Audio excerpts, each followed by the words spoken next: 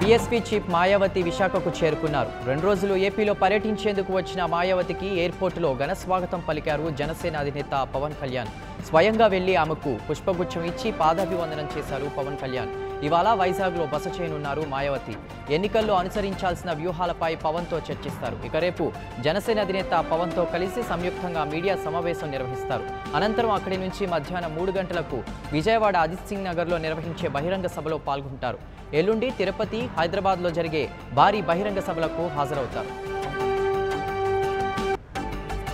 పశ్చిమ గోదావరి జిల్లా భీమవరంలో క్షత్రియ సామాజిక వర్గం ఏర్పాటు చేసిన సమావేశంలో జనసేన అధినేత పవన్ కళ్యాణ్ పాల్గొన్నారు.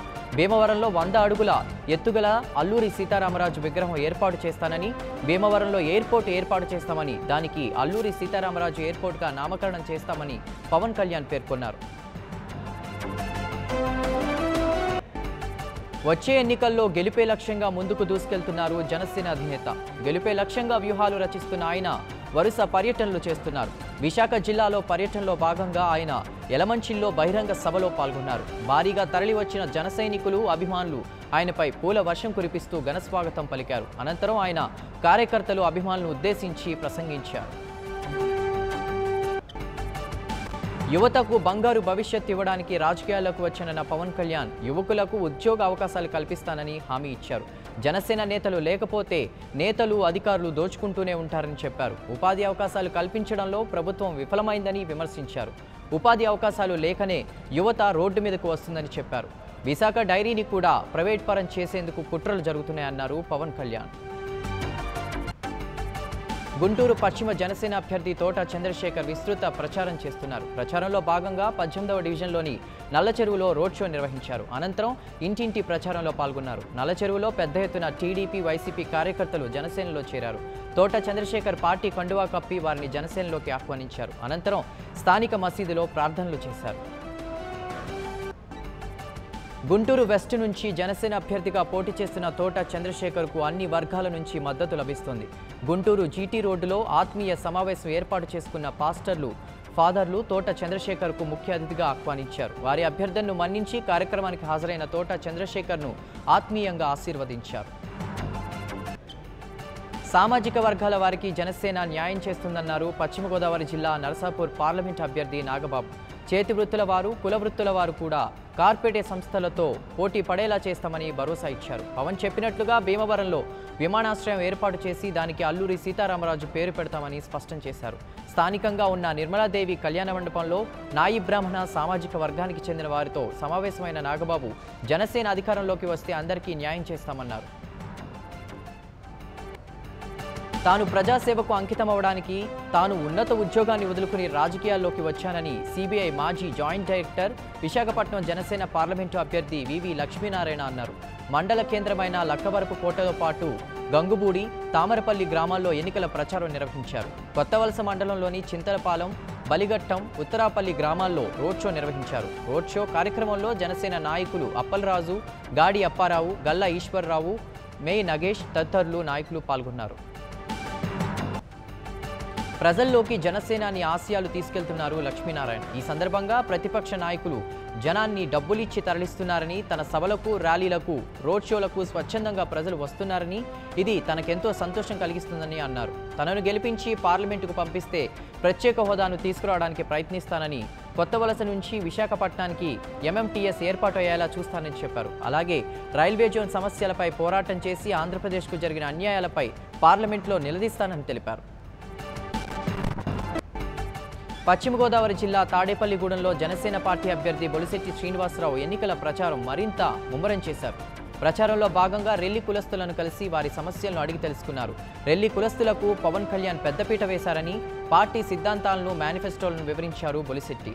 జనసేన పార్టీకి ఏ పార్టీ పోటీ కాదని ఈ సందర్భంగా తెలియజేశారు. గుంటూరు జిల్లా రేపల్లి నియోజకవర్గం జనసేన పార్టీ అభ్యర్థి కమతం సాంబశివరావు కొత్తగా ప్రచారం నిర్వహించారు. పండ్ల దుకాణంలో పండ్లను అమ్ముతూ గాజు గ్లాసు గుర్తుకే ఓటు వేయమని అభ్యర్థించారు. రైతు పెన్షన్ పథకము పవన్ కళ్యాణ్ గారు మాత్రమే ప్రవేశపెట్టారని అన్నారు.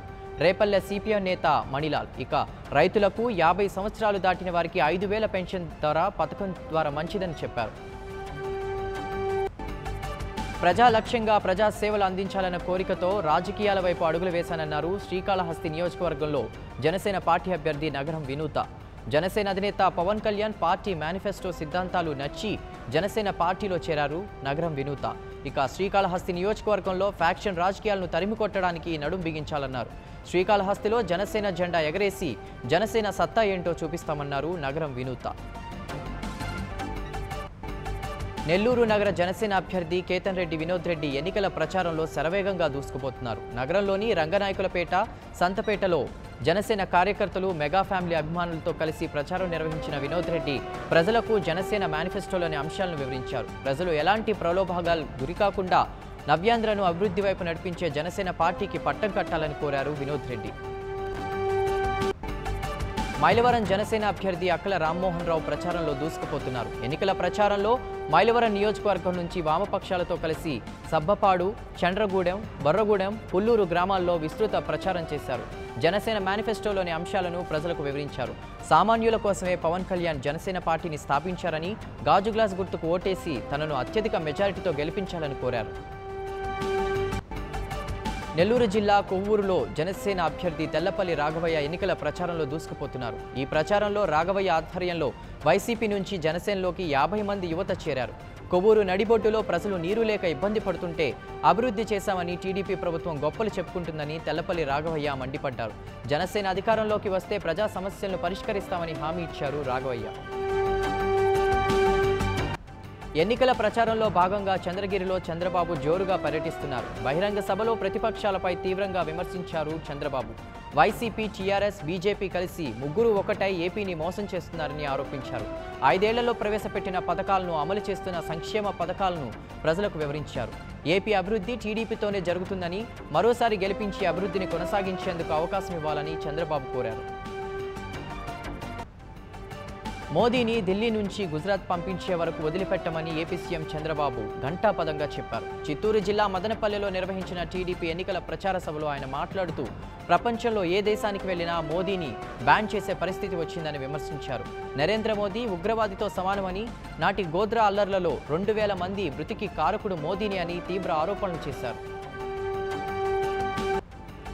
ఎన్నికల ప్రచారంలో భాగంగా నేతలు ప్రజలపై హామీల వర్షం కురిపిస్తున్నారు. ఇక ఇంటర్మీడియట్తోనే నిరుద్యోగ భృతిని కల్పిస్తామని నగిరి ఎన్నికల ప్రచార సభలో హామీ ఇచ్చారు ఏపీ సీఎం చంద్రబాబు. ఎన్నికల ప్రచారంలో భాగంగా రాష్ట్రాన్ని చుట్టేస్తున్న ఏపీ సీఎం చంద్రబాబు చిత్తూరు జిల్లా నగిరి బహిరంగ సభలో పాల్గొన్నారు.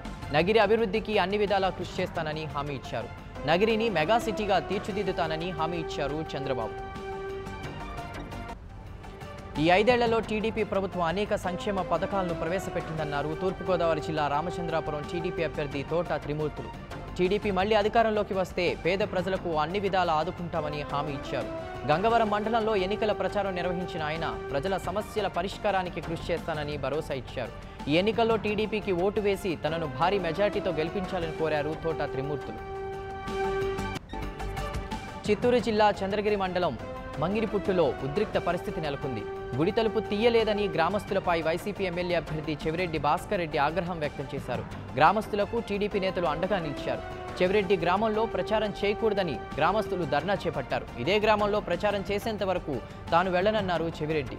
ఇక టీడీపీ ఎమ్మెల్యే అభ్యర్థి పులివర్తి నాని కార్యకర్తలు మంగిలిపట్టు చేరుకోవడంతో పారామిలిటరీ బలగాలు రంగంలోకి దిగాయి. ఈ మొత్తం వ్యవహారంపై జిల్లా ఎన్నికల అధికారి సమీక్ష నిర్వహించారు. వైఎస్ జగన్ పై పొన్నూరు టీడీపీ అభ్యర్థి దులిపాళ్ల నరేంద్ర కుమార్ మండిపడ్డారు. తను అవినీతి గురించి మాట్లాడడం విడ్డూరంగా ఉందని ఎద్దేవా చేశారు. ప్రభుత్వ ఆసుపత్రిలో వైద్యం సరిగ్గా లేదని ఆరోపించడం సరికాదన్నారు. వైఎస్ఆర్ హయాంలో ప్రభుత్వ ఆసుపత్రులను పట్టించుకోకుండా కార్పొరేట్ ఆసుపత్రులకు పెద్దపీట వేసింది వాస్తవం కాదా అని ప్రశ్నించారు. కడప జిల్లా నందలూరు మండలంలో టీడీపీ, వైసీపీ నేతల మధ్య ఘర్షణ చోటు చేసుకుంది. వైసీపీ నేతలు ఓటర్లకు డబ్బులు పంచుతున్నారనే అనుమానంతో టీడీపీ నాయకులు అడ్డుకున్నారు. వైసీపీ నేతలు ప్రజలను ప్రలోభాలకు గురి చేస్తున్నారని టీడీపీ నేతలు ఆరోపించారు. దీంతో ఇరు వర్గాలు తీవ్ర వాగ్వాదం జరిగింది. ఘటనా స్థలానికి చేరుకున్న పోలీసులు ఇరు వర్గాలపై కేసు నమోదు చేసుకుని దర్యాప్తు చేపట్టారు. పార్లమెంటులో తాను మాట్లాడుతూ ప్రధానిని మిస్టర్ మోదీ అన్నందుకు తనను ఈడీ దాడులతో భయపెట్టాలని చూశారని టీడీపీ ఎంపీ గల్లా జయదేవ్ అన్నారు. తాను భయపడకపోవడంతో హైదరాబాద్లో ఉన్న మహేష్ బాబు ఆస్తులపై దాడులు చేశారని మండిపడ్డారు. ఇలాంటి దాడులకు తానే కాదు తన కుటుంబ సభ్యులు కూడా భయపడరని చెప్పారు. ఎన్నికల ప్రచారంలో వైఎస్ జగన్ సోదరి షర్మిల తనదైన శైలిలో దూసుకుపోతున్నారు. కృష్ణా జిల్లా గుడివాడలో ఎన్నికల ప్రచారం కార్యక్రమంలో పాల్గొన్న షర్మిల ఆరోపణాస్త్రాలతో ఏపీ సీఎం చంద్రబాబుపై విరుచుకుపడ్డారు. 5 ఏళ్ల కాలంలో ఏపీ అభివృద్ధికి చేయలేదన్నారు. విద్యార్థులకు ఫీజు రియంబర్స్మెంట్ కూడా చేయలేదని ఆరోపించారు. మీ భవిష్యత్తు నా బాధ్యత అని చెప్తున్న చంద్రబాబు 5 ఏళ్ల కాలంలో ప్రజలను ఎందుకు పట్టించుకోలేదని షర్మిల ప్రశ్నించారు. వచ్చే ఎన్నికల ఫలితాల్లో వైసీపీ ప్రభంజనం ఖాయమని ధీమా వ్యక్తం చేశారు విజయవాడ సెంట్రల్ నియోజకవర్గ వైసీపీ అభ్యర్థి మల్లాది విష్ణు. విజయవాడ సెంట్రల్ నియోజకవర్గంలో విస్తృతంగా ప్రచారం నిర్వహిస్తున్న ఆయనకు ప్రజలు నీరాజనాలు పలుకుతున్నారు. కడప జిల్లా గుడిపాడు గ్రామంలో మైదుకూరు నియోజకవర్గం వైసీపీ ఎమ్మెల్యే అభ్యర్థి శెట్టిపల్లి రఘురామరెడ్డి, ఎంపీ అభ్యర్థి అవినాష్ రెడ్డిలు ఎన్నికల ప్రచారాన్ని నిర్వహిస్తున్నారు. గ్రామంలో ఇంటింటికి తిరుగుతూ ఫ్యాన్ గుర్తుకే ఓటు వేయాలని అభ్యర్థించారు. కాగా గ్రామ ప్రజలు వారి సమస్యలను అభ్యర్థుల దృష్టికి తీసుకెళ్లారు. వైసీపీ ప్రభుత్వం వచ్చిన వెంటనే సమస్యల పరిష్కారానికి కృషి చేస్తామని రఘురామరెడ్డి హామీ ఇచ్చారు. ఎన్నికల సమయం దగ్గర పడుతూ ఉండడంతో విజయవాడ వెస్ట్ జోన్ వైసీపీ అభ్యర్థి వెల్లంపల్లి శ్రీనివాస్ ప్రచారంలో వేగం పెంచారు. నేడు గడప గడప తిరుగుతూ ప్రచారం నిర్వహించారు వెల్లంపల్లి శ్రీనివాస్. వెల్లంపల్లి శ్రీనివాస్కు ప్రజల నుంచి మంచి ఆదరణ లభిస్తుంది. రానున్న ఎన్నికల్లో ప్రజలు తనను ఎమ్మెల్యేగా గెలిపించి అసెంబ్లీకి పంపిస్తారని ధీమా వ్యక్తం చేశారు.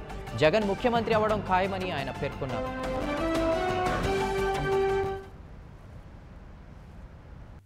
For more updates, please subscribe 99 TV Telugu.